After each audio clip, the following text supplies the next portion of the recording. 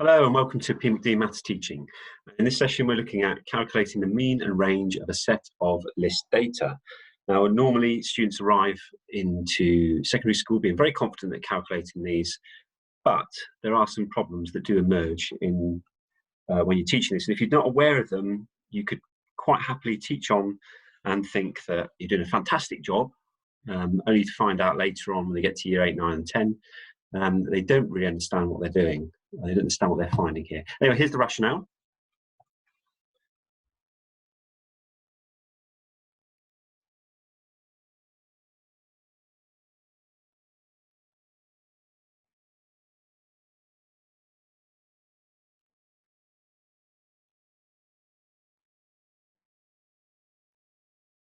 Okay, so what I'm saying here is really, it is quite an easy operation. And a little warning again to new teachers as well, something I'd like to remind people of from time to time, especially when I'm mentoring them.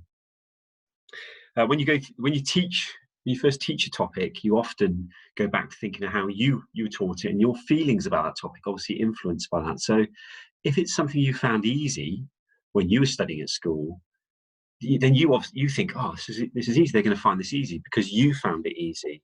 And this, I've been caught out on this many a time. Thankfully, I've learned from it now. But then you go in, you don't do as much preparation, you don't do the same level of thinking about how the pupil's going to see the topic. And I've come out of those lessons with absolute disasters, thinking, what's gone on there? Why did they find something difficult? It's so easy. And the truth is that what's easy for us, obviously, is not easy for other people all the time. So we always have to go in thinking, well, what are the problems? What are the likely problems here? But this one, you'll get students saying quite commonly, what's the mean? Okay, yeah, you add up all the numbers and divide by the number of numbers. Okay, and this seems to get accepted very, very readily. I mean, I suppose it is accurate, for a set of list data. It's not wrong, but the sort of refinement I'd like to go, and again, emphasizing on the verbalizing of what they're doing here, it's the sum of the data divided by the number of data pieces. And that then, I think, helps them to understand when you get onto mean and frequency tables later on, because it starts to make sense. Otherwise, they don't, the common thing in a frequency table is they divide by the number of numbers. Which there's quite a lot of numbers in a frequency table. It can be quite confusing. So, but anyway, going back to the very basic mean here. So there is an issue, I think, in terms of the understanding, and it seems quite a simple topic, but actually there's a lot of subtlety to the understanding what a mean is. You might even question yourself, do I understand what the mean is? Have I just been using it casually and confidently, not really understanding it? And this bleeds into, I think, when you get to A-level, students find that students sometimes resistant to statistics. It's because they don't really have a grasp on how useful the mean and averages are to describe or compare data sets. Okay, sequence of teaching here. Okay, these the fractions. I mean, if you are fast following a mastery approach, hopefully, earlier in year 7, you would have done a lot of work on adding, subtracting, multiplying, dividing fractions and decimals. So this is an opportunity to bring in those skills again. So they're revising those as we go along.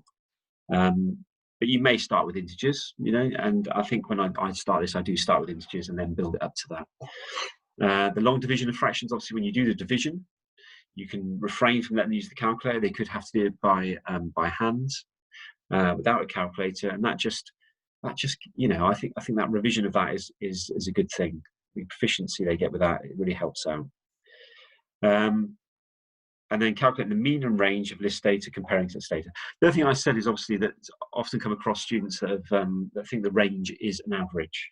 Okay, they just lump the mean, mode, median, and range into a load of calculations they can do. They calculate them, and it's all to do with the way that they approach it. Is, this is how I answer an exam question or a test question. Find the mean of this data, find it. There's not enough emphasis, I don't think, on being able to use the mean in creative ways to solve problems.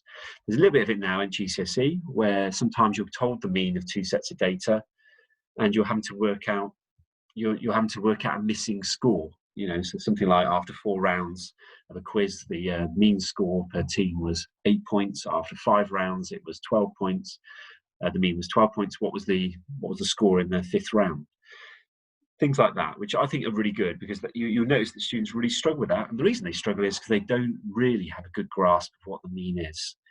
So the better foundation, and the more we refer to it in this way, the better their understanding will be, and easier for us to build onto it. So I said in my rationale, the approach aims to see the logic behind calculating the mean, why the mean is so useful, and how you use mean to compare data and automate decisions. And the comparison bit is the end bit there. I mean, that to me is the golden use of using the mean. I mean, you hear it all the times with politicians, newspapers, people who don't even really know what they're saying are using averages to compare things as well. So, the power it gives an individual, the way I sell it to the students, the power it gives them to be able to question people's quoting of statistics, it makes people sit up and think about, oh, I'm dealing with somebody serious here. They really do understand what's going on with the mean. Perhaps I don't so well. Okay, so how do I go about this? Well, I start off with, and this is with statistics in general, I was going to do a video on this anyway, or handling data, whichever way you want to call it. A lot of the time what I like to do with this is not put out a textbook or a list of data. I like to be able to create our own data in class. I mean, I did this right from year 1 of my teaching. It was somebody who recommended this to me, and although it takes a bit of time, it just gives a bit more relevance to what you're doing. And if you keep sets of data, you can compare successive classes as well. So, well, this last year, this is what this class got. Compare it to you. How do you think they've done compared to you?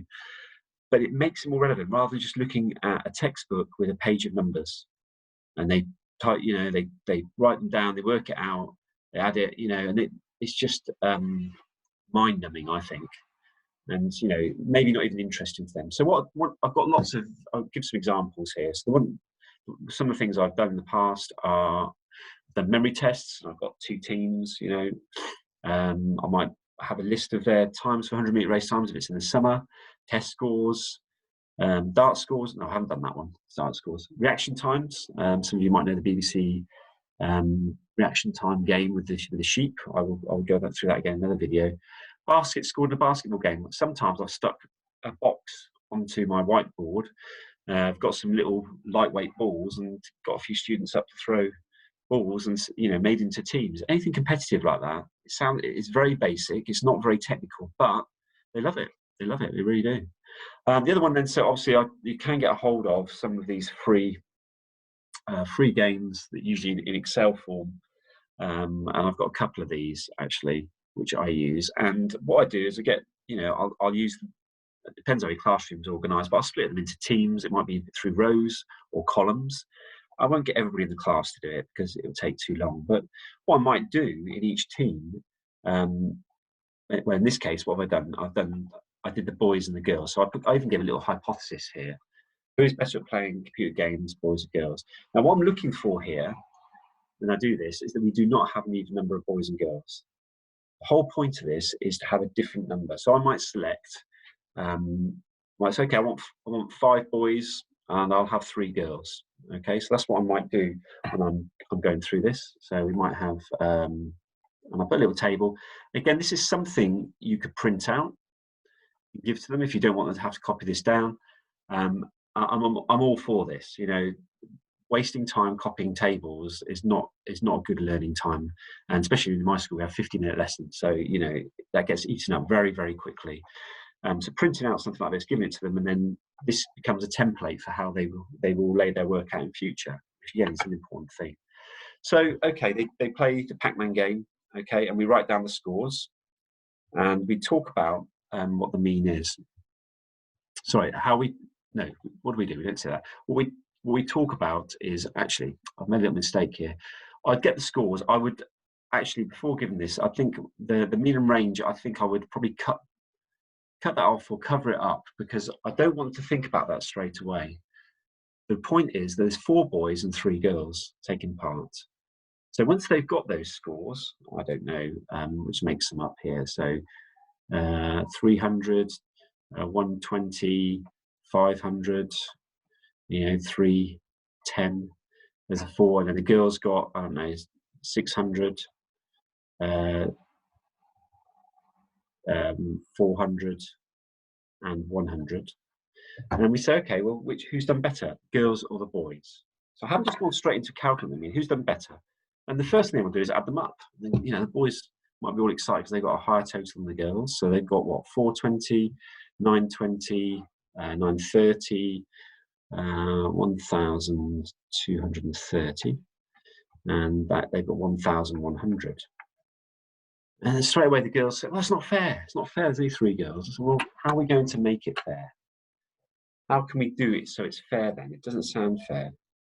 And somebody may or may not come about it. Well, why don't we share it so that the 3 girls get that 1,100 shared between 3? I've just made these up, so I'm just going to do these. I don't know the answer to this, to be honest. 1,100 divided by 3 gives me 366. Well, 366.6 recurring. So if we share this, 366.6 recurring, and do the same for the boys, but instead of sharing between 3, we're sharing between a higher number, so it means it's going to adjust. So this is a fair way of doing this. So every boy gets a score allocated to them. I wonder if we share this back out again. 1,230 divided by 4, that's 307.5. So although it appears that the boys have done better, if we share that out, which is a much fairer way of making comparison, that is a better way of us making that comparison. And say, well, have you come across this before? And some of them might recognize that it is, an average or the mean. But this is so powerful, I think, because it's not just teaching a set of instructions, add them up, divide by the number of numbers, or even if you say the sum of the data, divide by the number of data pieces. This is actually giving the real intrinsic understanding of, okay, this is why we use the mean. It makes it so we can do a fair comparison. And you can back this up, say, well, schools, average point score per pupil, at GCSE. How can we do that? Well, some schools are bigger than others. So, it makes sense that we use the mean to make that calculation. And I think this is really, really important here as well, because if they've got that understanding, they've got the total of all the data and they've shared it between a number of people to get the mean, they've really, really got a solid understanding of what that means. When you get onto questions like the one I said about the quiz, where you have a missing score, you've given the mean of round 4, round 5, you've got a missing score, they're able to manipulate that much more readily than if they just learn all the numbers together, divide by the number of numbers. I mean, I'll be honest, personally, I really, it gets my shoulders raised up every time I hear that, but I have to relax and just go with it. Okay, so that's one way of doing it. As I said, there's lots of different, you can do your own comparison what games. I've done it with columns in my class, and I've had 3 or 4 teams or 5 teams where it's mixed boys and girls, and I've just given students numbers. Okay. Anyway, so that's the first idea. Now we make a comparison. We've made a comparison there, haven't we? But we've only made a comparison based on the mean. So it makes sense then to follow on the mean and range and understand what the range. And again, the range, they can find it. You say, well, what is it? What does it measure? And students often struggle with that. They don't understand they can get it. It's just a number they have to calculate because their teachers told them. So we have to get this idea about spread, using that word, the measure of spread here, and how that can be used to make decisions. And, in this, so obviously the way to do this is to do questions where the means are very similar, but the ranges are different. I don't know if this example works here. So this was, I think it's from 10 ticks, one of the 10 ticks worksheets that we used here. But anyway, R is 5.5 and a range of 4. The range of this data here, I'll just quickly do these 8 to this max. So this is a comparison question. So we've got 7 plus 4 plus 9, so we've got 11, 28, 35, 38, 43, 47, divided by 8. So that gives 5.8, I think. The mean is for Bert. Okay, so what I've done this as well, I had mean and range. Now I've got mean there, so I've got 48 47 divided by 8, which is 5.875, and we've got 5.5 there. Okay. Arnold's also got a range of 4, and Bert has got a range of 9 subtract 6 by the look of it. I think that's 6. So you have to dig into the context here as well, because the context obviously makes a big difference as to whether these numbers are close together or not. But we can say that that's between 5 and 6 aces, and you might have to explain what aces are. They don't always understand what that is for each game. Arnold's got a range of 4. Bert's got a range of 6. So what does that mean? And you might actually have to write data out and say, well, this is what it means between 6 and 4. Really show how that range makes a difference. So he could be around that mean of 5.5. We don't know where that mean is within that range, but just as a rule of thumb, we say, well, that means it could be 2 above and 2 below that. So it could be 3.5 to 7.5, whereas he could be 2.8 to 8.8 aces. So this whole idea that the range is indicating in this context how consistently these players are at serving. Okay, so that word consistent is quite good. And the range here, we want to be smaller. If we were choosing a player to go to a tournament, we want to choose the player that has the smallest range, because their data values are all close to 5.5. So you can actually show this with this one here, the 5.875. You could actually draw it on a number line. Not very well done there with my mouse. Let's have a go again. So you've got 5.875, and you've got 7. You've got 7. You've got 4. You've got 9. You've got 3. You've got another 4. Another 7. So what we're saying is here, look at this range here. That's the spread, but that's his average there. And it might be slightly bigger for Bert. But we could also put Arnold on there in a different color. And Arnold's is, let's do this, we can. Arnold's 5.5, which is probably just a little bit lower. His spread, we're showing this here, is only a range of 4. Now we don't know where that range goes to, so I'm just going to go up and down by 2 to 5.5 to well, it's about there, isn't it? 7.5 down to what did we say? 3.5, didn't we? It's got to go to here, actually, isn't it? 3.5. The whole point, I mean, you could take more time over this. I'm just sort of scribble this up here at the moment, but you can see, what does that mean about Arnold? Arnold, they're very similar in their averages, but Arnold's data is much tighter to that average, so he's performed more consistently to that average. And again, I think it's worth taking time to get that understanding, and find questions that back that up. So I said, if you haven't got 10-tick subscription, I think it's really useful to have that, because they do have. I don't like, there's lots and lots of questions, and I don't use all of them, but I just take snippets of things which I think are useful there. So they don't get bored with that. But these wrong one, sorry. So yeah, so this sort of thing really helps to get an understanding of what that range is. So when you come on to in Key Stage 4, interquartile range, it fits in, and they go, oh right, okay, and you can talk about why that's useful, why that's better than actually using the range. It cuts out the outliers and extreme values. Okay, so yeah, I hope that's of interest. I hope that that's hopefully woken up some familiar problems you might have had, but also it might be a useful thing if you've never taught this before to actually look at some of the pitfalls that you can come across with finding the mean. And yeah, this comparison, like I said, this is worth taking 1 or 2 lessons over, I think, to get them to become really competent in and explaining what they're doing, not just getting the answer. A lot of them can find the mean and range with no problem. It's comparison and the reason. And sometimes, you might have a time where there's not much to choose. They might have the same mean and the same range.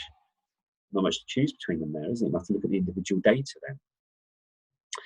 Okay, so obviously, if the mean is significantly greater, when would I choose Arnold? Well, when would I choose Bert? Well, if Bert had a mean of 9.8 aces and a range of 6, I might say, well, actually, yeah, his range is bigger, but look, his means error is bigger anyway. So even with that range, he's going to be scoring more aces than Arnold on average. So you can really play and manipulate this rather than just sticking to the question that's actually given to you. Try and come up with questions that really stretch pupils to be able to explain these, and be strict with the verbalization as well. Okay, again, the old telephone method that I use, I get a telephone out of my drawer, I look at the board while I'm talking to them, I pretend to close my eyes, even though I've got books open, and take my eyes off the class. And I'll just take what they say. Whatever they say is what I'm responding to, not their hand gestures, or I'm not filling in. Oh yeah, it's the range is that. What does that mean? Consistent. Single word answers. No, sorry, I don't understand what you mean. Can you give that in a sentence? Push them to be more precise in their sentence and their language.